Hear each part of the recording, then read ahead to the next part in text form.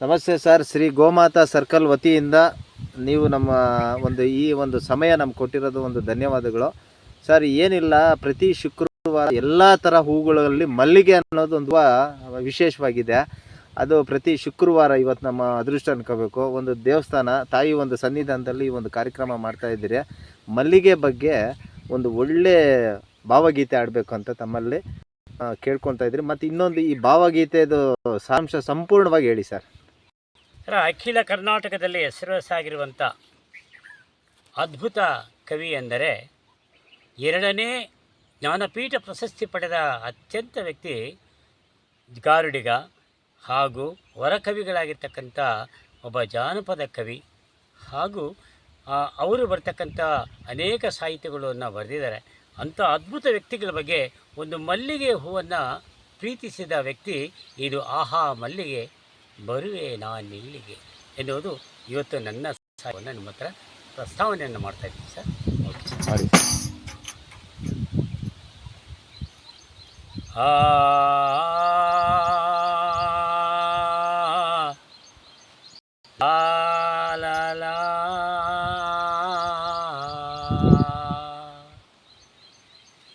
ಆಹಾ ಆಹಾ ಮಲ್ಲಿಗೆ ಬರುವೆ ನಾನಿನ್ನಲ್ಲಿಗೆ,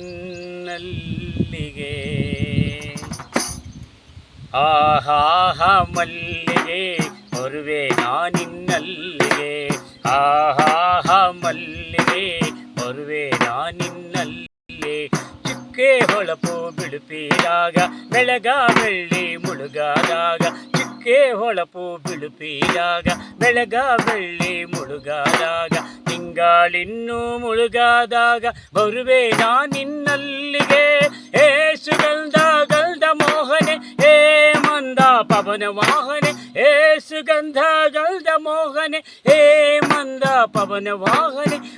ತಲುಪಿದೆ ಆ ವಾಹನೆ, ಆಹಾ ಮಲ್ಲಿಗೆ ಬರುವೆ ನಾನಿನ್ನಲ್ಲಿಗೆ, ಆಹಾ ಮಲ್ಲಿಗೆ ಬರುವೆ ನಾನಿನ್ನಲ್ಲಿಗೆ, ಆಹಾ ಮಲ್ಲಿಗೆ ಬರುವೆ ನಾನಿನ್ನಲ್ಲಿಗೆ.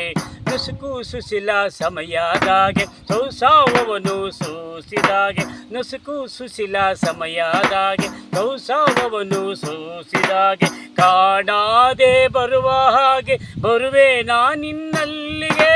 ಹೇ ಚುಕಾಂತರ ಚಾಮರೆ, ಹೇ ನಿನ್ನದೆ ತಾಬರೆ, ಹೇ ಚುಕಾಂತರ ಚಾಮರೆ, ಹೇ ನಿನ್ನದೆ ತಾಬರೆ.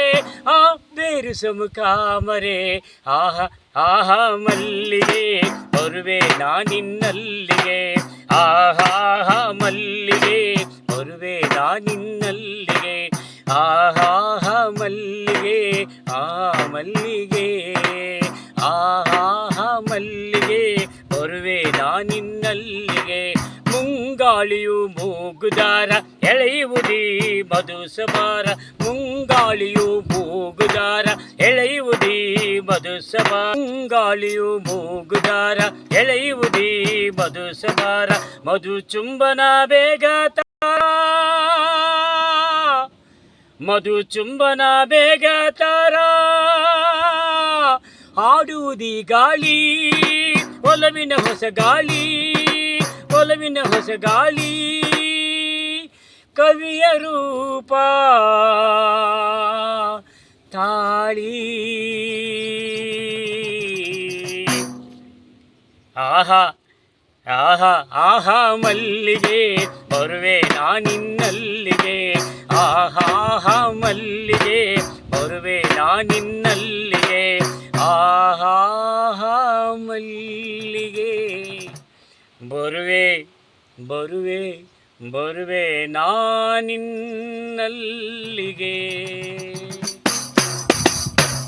ಏನು ಸೂಪರ್ ಆಗಿದೆ ಸರ್. ಮತ್ತು ಇನ್ನೊಂದು ವಿಶೇಷ ಏನಂದರೆ, ಈ ಒಂದು ವಾತಾವರಣದಲ್ಲಿ ಹೆಣ್ಮಕ್ಳಿಗೆ ಮೊಗ್ಗಿನ ಜಡೆ ಹಾಕ್ತಾರೆ ನೋಡಿ ಸರ್.